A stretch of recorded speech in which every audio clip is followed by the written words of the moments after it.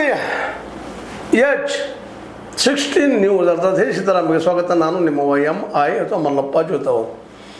ಆತ್ಮೀಯರೇ, ಈ ಸಂದರ್ಭದಲ್ಲಿ ಭಾಳ ನೋವಿನಿಂದ ಒಂದು ಮಾತನ್ನು ತಮ್ಮೊಂದಿಗೆ ಚರ್ಚೆ ಮಾಡುವಂಥದ್ದಾಗಿದೆ. ಯಾಕಂದರೆ ನಮ್ಮ ಪ್ರೀತಿಯ ಪಿ ಲಂಕೇಶ್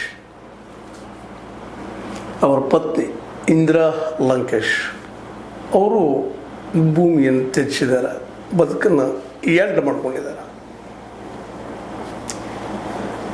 ಅವ್ರ ಬಗ್ಗೆ ಯಾಕೆ ಮಾತಾಡ್ಬೇಕಾಗಿದೆ ಅಂದರೆ, ಇವತ್ತೇನಾದರೂ ಕನ್ನಡ ಪತ್ರಿಕೋದ್ಯಮಕ್ಕೆ ಹೊಸ ಆಯಾಮ ಕೊಟ್ಟಂಥ ದಿಟ್ಟ ಧೀಮಂತ ಪತ್ರಕರ್ತರು ಯಾರಿದ್ರೆ ಪಿ ಲಂಕೇಶ್ ಅವರು ಶುರು ಮಾಡಿದಂಥ ಬಮ್ ಘುಮ್ ಎಡ್ಡಿ ಎಲ್ಲ ಅವತ್ತಿನ ರಾಜಕಾರಣಿಗಳನ್ನ ಸಿಕ್ಕಾಪಟ್ಟೆ ಮಧ್ಯದಾಗಿ ಒಂದವ್ರು ಥ್ಯಾಂಕ್ಸ್ ಹೇಳೋದಂದ್ರೆ, ಮೊದಲು ಶ್ರೀಮಾನ್ ಅಂತ ಬಳಸ್ತಾ ಇದ್ರು ಪ್ರತಿಯೊಂದು ಪತ್ರಿಕೆಯಲ್ಲಿ, ಈ ಮುಖ್ಯಮಂತ್ರಿಗೋ ಮಂತ್ರಿಗಳಿಗೋ.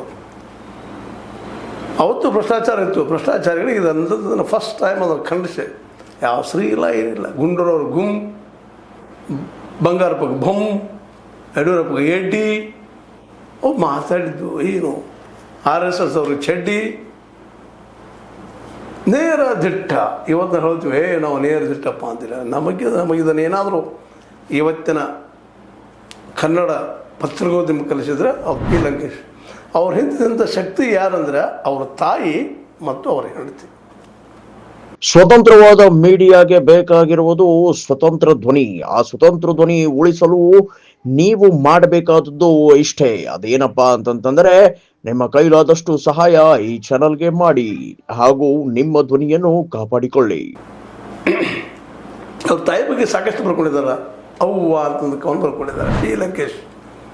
ಅವು ಹೆಂಗಿದ್ಲು, ಅವಳು ಯಾವ ರೀತಿ ಅವ್ರನ್ನ ಬೆಳೆಸಿದ್ರು, ಮತ್ತು ಎಷ್ಟು ಜಿಟ್ಟಿದ್ರು, ಮತ್ತು ಹುಲ್ಲು ಅನ್ನೋದಕ್ಕೆ ಹೋಲಿಸ್ಕೊಂಡಿದ್ರು. ತಮ್ಮಂತ ಮರ ಆಗೋದು ಬೇಕಾದ್ರೆ ಹುಲ್ಲಾಗೋನು, ಬಿರುಗಾಳಿ ಬೀಸಿದಾಗ ಬಗ್ಗುನು, ಮಳೆ ಆದಾಗ ಚಿಗಿನು, ಬಿಸಿಲು ಹೆಚ್ಚಾದಾಗ ಒಣಗುನು, ಸ್ವಲ್ಪ ನೀರು ಬಿದ್ದರೆ ಮತ್ತೆ ಚಿಗುರುನು. ಏನೋ ಅದ್ಭುತವಾದ ಒಂದು ಹೋಲಿಕೆ. ಜೊತೆಗೆ ತಾವು ಹುಳಿ ಮಾವು ಅಂತ ತಿಳ್ಕೊಂಡಂಥವ್ರು. ಆ ಹುಳಿ ಮಾವು ಆ ಹುಲ್ಲನ್ನು ಸಾಕಿ ಸಲುವಿ ತಾಯಿ ನಂತರ ಬೆಳೆಸಿದವರು ಇಂದಿರಾ ಲಂಕೇಶ್ ಅವರು. ಅವ್ರ ದೊಡ್ಡ ಆಘಾತ ಆಗಿದ್ದೇನಪ್ಪ ಅಂದ್ರೆ, ತಮ್ಮ ಮಗಳ ಹತ್ಯೆ ತಮ್ಮ ಕಣ್ಮುಂದಾದಿದ್ದು. ಗೌರಿ ಲಂಕೇಶ್ ಒಳ್ಳೆ ಮಕ್ಕಳು ನಡೆದಿದ್ದಾರೆ, ಒಳ್ಳೆ ಗಂಡನ ಪಡೆದಿದ್ರು, ಒಳ್ಳೆ ಧೀಮಂತ ಹೆಣ್ಮಗಳು, ಗಂಡನ ಆರ್ಥಿಕ ವ್ಯವಸ್ಥೆಯಲ್ಲಿ ನೆರಳಾಗಿ ನಿಂತಂಥವ್ರು, ಕ್ಷಣ ಕ್ಷಣಕ್ಕೂ ಹೆಜ್ಜೆ ಇಟ್ಟಂಥವ್ರು. ಅಂಥ ಹೆಣ್ಮಗಳು ವಯೋಸಹಜವಾಗಿ ನಾವು ಹೇಳ್ತೀವಿ ಇವತ್ತು. ಬಟ್ ಸಾವು ಅನ್ನೋಂಥದ್ದು ಭಾಳ ಕ್ರೂರಿ ನಮ್ಮನ್ನು ಅಗಲಿಸ್ತಾ ಇರ್ತದೆ. ಇವತ್ತು ಲಂಕೇಶರಿಂದಾಗಿ ಸಾವಿರಾರಲ್ಲ ಲಕ್ಷಾವಧಿ ಒಂದು ಯೋಚನಾ ಶಕ್ತಿ ಬೆಳೆಸ್ಕೊಂಡಂಥ ಯುವಕರು ಹೊರಗೆ ಬಂದಿದ್ದನ್ನು ನಾವು ಈ ಸಂದರ್ಭದಲ್ಲಿ ನೆನೆಸ್ಬೇಕಾಗ್ತದೆ. 1983ರಲ್ಲಿ ಕಾಣ್ತದೆ. ಆ ಸಂದರ್ಭದಲ್ಲಿ ಆರಂಭ ಆದಂಥ ಲಂಕೇಶ್ ಮುಂದಿನ ದಶಕಗಳವರೆಗೆ ಇಡೀ ಕನ್ನಡ ಸಾಹಿತ್ಯ ಅಷ್ಟಲ್ಲ, ಕನ್ನಡ ಪತ್ರಿಕೋದ್ಯಮದ ಮೇಲೆ ಪ್ರಭಾವ ಬೀರಿದ್ದಷ್ಟಲ್ಲ, ಈ ಒಂದು ಅಡ್ವರ್ಟೈಸಿಂಗ್ ಒಂದು ಪತ್ರಿಕೆ ನಡೆಸುವಂಥದ್ದು, ವಾರ ಪತ್ರಿಕೆ ನಡೆಸುವಂಥ ಅಸಾಧ್ಯದ ಮಾತಾಗಿತ್ತು. ಅಂಥ ಪ್ರಸಂಗದಲ್ಲೇ ಅದನ್ನು ನಡೆಸಿದ್ರು. ಅದು ನಡೆಸೋದಕ್ಕೆ ಆಧಾರ ಶಕ್ತಿ ಆದಂಥವರು ನಮ್ಮ ಇಂದಿರಾ ಅವರು. ದುಡ್ಡು ಕಡಿಮೆ ಆದಾಗ ಸೀರೆ ವ್ಯಾಪಾರ ಮಾಡಿ ಬಂದ ಲಾಭವನ್ನು ತಮ್ಮ ಗಂಡನ ಜೊತೆ ಹಂಚ್ಕೊಂಡಂಥವ್ರು. ಒಬ್ಬ ಯೂನಿವರ್ಸಿಟಿ ಪ್ರೊಫೆಸರ್ ಇದ್ದಂಥ ಲಂಕೇಶ್ ಅವರು ಸತ್ಯ ಹೇಳು ಹುಚ್ಚಿನಿಂದ ಹೊರಬಂದಾಗ ಧೈರ್ಯ ತುಂಬಿದವರು.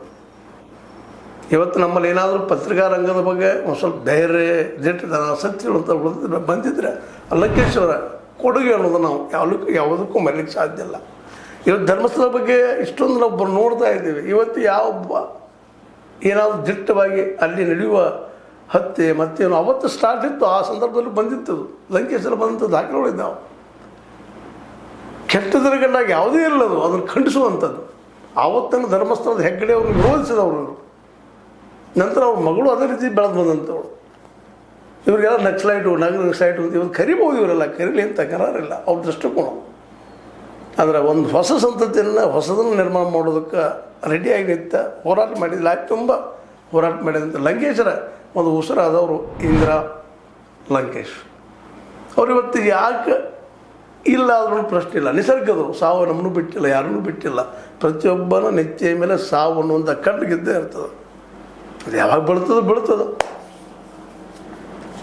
ಹುಟ್ಟೋದು ಎಷ್ಟು ಅನಿರೀಕ್ಷಿತನೋ ಸಾಯೋದು ಅಷ್ಟು ಅನಿರೀಕ್ಷಿತ. ಅಂಥ ಹೆಣ್ಮಗಳು ಗಂಡನ ಜೊತೆಗೆ ಒಳ್ಳೆಯ ಮಗಳನ್ನು ಕೊಟ್ಟಳು ಗೌರಿ ಲಂಕೇಶ್ ಅಂತೇಳಿ. ನೀವು ಕೇಳಿದಿರಿ ಎಷ್ಟು ದಿನ ನಡೆಸಿದ್ರು ಆ ಹೆಣ್ಮಗಳು, ಎಷ್ಟು ದಿಟ್ಟವಾಗಿ ಬರೆದಿದ್ಲು. ಅಪ್ಪನಿಗಿಂತ ಒಂದು ಹೆಜ್ಜೆ ಮುಂದೆ ಹೋದ್ಲು. ಕೆಲವೊಮ್ಮೆ ತನ್ನ ಜೀವದ ಹಂಗನ್ನು ಹರಿದು ಬರಲ್ಲ ಸತ್ಯವನ್ನು. ಅದರ ಪ್ರತಿಫಲ ಅವಳು ಕಗ್ಗೊಲೆ ಆಯಿತು ಅನ್ನೋದನ್ನು ನಾವು ಎಂದೂ ಮರೀಲಿಕ್ಕೆ ಸಾಧ್ಯ ಇಲ್ಲ. ಅದು ನಿಜವಾಗಿಯೂ ಕಗ್ಗೊಲೆ ಯಾರ್ದಂದ್ರೆ ಲಂಕೇಶಂದಲ್ಲ, ಗೌರಿ ಲಂಕೇಶದಲ್ಲ, ಅದು ಪತ್ರಿಕಾ ರಂಗದ ಸತ್ಯಗಳು ಅವರು ಹತ್ಯೆ ಅಂತೇಳಿ ನಾವು ಇವತ್ತು ಸ್ಪಷ್ಟವಾಗಿ ಹೇಳಬೇಕಾಗಿದೆ. ಅಂಥ ಹೆಣ್ಣು ಮಗಳ ತಾಯಿಯಾದಂಥವ್ರು ಇಂದಿರ. ಅದ್ರ ನಂತರ ಪಾಪ ಅವರು ಜರ್ಜರಿತರಾದರು. ಮಗಳು ತಮ್ಮ ಕಣ್ಣು ಹೋದಾಗ ತಮ್ಮ ಇನ್ನೊಬ್ಬ ಮಗಳು ಕವಿತಾ ಲಂಕೇಶ್ವರ ಜೊತೆಗೆ ಉಳಿದ್ಲು. ಕವಿತಾ ಲಂಕೇಶ್ವರ ಒಳ್ಳೆಯ ನಿರ್ದೇಶಕಿ. ಇನ್ನೊಂದು ಪತ್ರಿಕೆ ನಮ್ಮ ಲಂಕೇಶ್ ಪತ್ರಿಕೆ ಉಳಿಸ್ಕೊಂಡ್ಬಂದಂಥ ಇಂದ್ರಜಿತ್, ಯಾಕೋ ಏನೋ ಇಂದ್ರಜಿತ್ ಆ ಮಟ್ಟಕ್ಕೆ ಬಂದರೂ ಇಲ್ಲೋ ಗೊತ್ತಿಲ್ಲ, ಆದರೂ ಒಂದಿಷ್ಟು ಜನ ಉಳ್ಕೊಂಡು ಬಂದಿದ್ದಾರೆ. ಇವತ್ತಿನ ಪತ್ರಿಕೆ ನಡೀತಾ ಇದೆಯೋ ಇಲ್ಲೋ ನಾವು ನೋಡ್ತಾ ಇಲ್ಲ. ಯಾಕಂದ್ರೆ ಲಂಕೇಶರ ಒಂದು ಶಕ್ತಿ ಅವ್ರಿಗೆ ಬಂತೋ ಇಲ್ಲೋ. ಆದರೆ ಗೌರಿಯಲ್ಲಿ ಮಾತ್ರ ಒಂದಿಷ್ಟು ಹೆಚ್ಚಿಗೆ ಬಂತಂದ್ರೂ ಅಡ್ಡಿ ಇಲ್ಲ. ಅದರ ಪರಿಣಾಮ ದುಷ್ಕರಿತಾ ಇದ್ದರು. ಆದರೆ ಅವಳು ಹೆಮ್ಮರಾಗೋದು ಪ್ರಯತ್ನ ಮಾಡಿದ್ಲು, ಬಿರುಗಾಳಿ ಬಿಸ್ಕಿತ್ತು ಹೋದ್ಲು. ಆದರೆ ಲಂಕೇಶ ಒಬ್ಬ ಹುಲ್ಲಾಗಿ ಹೇಳೋದನ್ನು ಬಿಡಲಿಲ್ಲ, ಸಾವು ತರ್ಕೊಳ್ಳಿಲ್ಲ, ನಿರಂತರವಾಗಿ ಸತ್ಯಗಳು ಕೆಲಸನೂ ಮಾಡಿದರು ಮತ್ತು ಒಂದು ವ್ಯವಸ್ಥೆ ವಿರುದ್ಧ ಹೋರಾಟ ಮಾಡಿದರು. ಅಂಥವರ ಹೆಂಡತಿಯಾಗಿ ಅವರು ತಮ್ಮ ಬದುಕನ್ನು ಸವಿಸಿದ್ರು, ನೋವು ಅನುಭವಿಸಿದ್ರು. ಗಂಡನ ಜೊತೆಗೆ ಗಂಡನ ಆರಂಭದಲ್ಲಿ ಅವ್ರಿಗೆ ಬಡ್ತು ಬಿದ್ದು ಲಂಕೇಶ್ ಅವರಿಗೆ ಕೈಗೂ ಕಾಲಿಗೂ ಪೆಟ್ಟಾಗಿತ್ತು. ಈ ಗುಂಡಾ ರಾಜಕಾರಣಿಗಳಿಂದ, ಭ್ರಷ್ಟರಿಂದ, ಲ್ಯಾಂಡ್ ಮಾಫಿಯಾದಿಂದ, ಸಾರಾಯಿ ಮಾಫಿಯಾದಿಂದ. ಅಂಥ ಸಂದರ್ಭದಲ್ಲೂ ಅವ್ರಿಗೆ ಧೈರ್ಯ ತುಂಬಿದಂಥ ಹೆಣ್ಮಗಳು ಇಂದ್ರಾರು ಬಿಟ್ಟು ಹೋಗಲಿಲ್ಲ. ಗಂಡ ಒಂದು ರೀತಿಯಿಂದ ಛಲವಾದಿ, ಅದರಲ್ಲೂ ಸತ್ಯ ಹೇಳುವಂಥ ಹುಂಬುತನ ಮಾಡ್ತಾಯಿದ್ರು. ಆ ಹುಂಬುತನಕ್ಕೆ ಆಶ್ರಯ ನಿಂತ್ಕೊಂಡು ಧೈರ್ಯ ಹೇಳ್ಕೊಂಡು ಬಂದಂಥ ಇಂದಿರಾ ಲಂಕೇಶ್ ಅವರು ನೋವಿನ ವಿಷಯ. ಆದರೂ ಇವತ್ತು ಹೇಳಬೇಕಾಗಿದೆ. ಅಂಥ ಒಬ್ಬ ಹೆಣ್ಮಗಳ ಬಗ್ಗೆ ನನಗೆ ಮಾತಾಡೋದು ಭಾಳ ಅನಿವಾರ್ಯ ಅನಿಸ್ತು. ಯಾಕಂದ್ರೆ ನಮ್ಮ ಹೆಣ್ಮಕ್ಳು ಸಹಿತ ಈ ರೀತಿಯಾಗಿ ಗಂಡನ ಸತ್ಯದ ಹೋರಾಟದಲ್ಲಿ ಭಾಗಿಯಾಗಲಿ, ಅದಕ್ಕೆ ತಾವು ಬಲಿದಾನ ಮಾಡಿಕೊಂಡ್ರು, ತಮ್ಮ ಮಗಳನ್ನು ಕಳೆದುಕೊಂಡ್ರು. ಇಂಥ ಇಂದ್ರ ಇವತ್ತು ಇಲ್ಲ ಅನ್ನೋದು ಹೇಳಲಿಕ್ಕೆ ಒಂದು ರೀತಿ ಹೃದಯ ಎದೆ ತುಂಬಿ ಬರ್ತಾ ಇದೆ. ಅವ್ರ ಜೀವನಕ್ಕೆ ಅವ್ರು ಬದುಕಿದ ರೀತಿಗೆ ನಮನ. ಆತ್ಮೀಯ ಸಾರ್ವಜನಿಕರಲ್ಲಿ H16 ಅರ್ಥಾತ್ ಹೇ ಸೀತಾರಾಮದಿಂದ ಒಂದು ಮನವಿ. ಈ ಸಂಸ್ಥೆ ಭ್ರಷ್ಟಾಚಾರ, ಅನ್ಯಾಯ, ಅತ್ಯಾಚಾರಗಳಿಂದ ನೊಂದವರ ವೇದಿಕೆ. ಅನ್ಯಾಯಕೋರರ, ಭೂಗಳ್ಳರ, ನಶಾ ಸಾರಾಯಿ ಮಾಫಿಯಾಗಳ ವಿರುದ್ಧದ ಧ್ವನಿ. ರೈತರ, ಕೂಲಿಕಾರ, ಕಾರ್ಮಿಕರ, ಬಿದ್ದ ಸಮುದಾಯ ಜನರ ಧ್ವನಿ. ಬೆಂಬಲವಾಗಿ ನಿಂತು ತನುಮನ ಧನದ ಸಹಾಯಕ್ಕೆ ಸಾರ್ವಜನಿಕರಲ್ಲಿ ಕೋರಿಕೆ.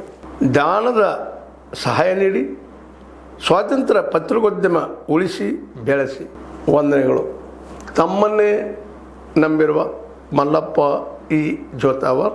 ಈ ಕೆಳಗಿನ QR ಸ್ಕ್ಯಾನ್ ಮಾಡಿ ಅಥವಾ ಈ ನಂಬರ್ ಅಂದರೆ 7411402405ಗೆ ಇಲ್ಲ 9686864852ಗೆ ನೀವು ಫೋನ್ಪೇ ಮಾಡಿ, ಪೇಟಿಎಮ್ ಮಾಡಿ ಅಥವಾ ಇನ್ನಾವುದೇ ಮಾಧ್ಯಮದಿಂದ ಗೂಗಲ್ ಮೂಲಕ ಸಹಾಯ ಮಾಡಿ ಈ ಪ್ರಾಮಾಣಿಕ ಪತ್ರಿಕೋದ್ಯಮವನ್ನು ಉಳಿಸಿ ಅಂತ ಮತ್ತೊಮ್ಮೆ ಮನವಿ. ವಂದನೆಗಳು.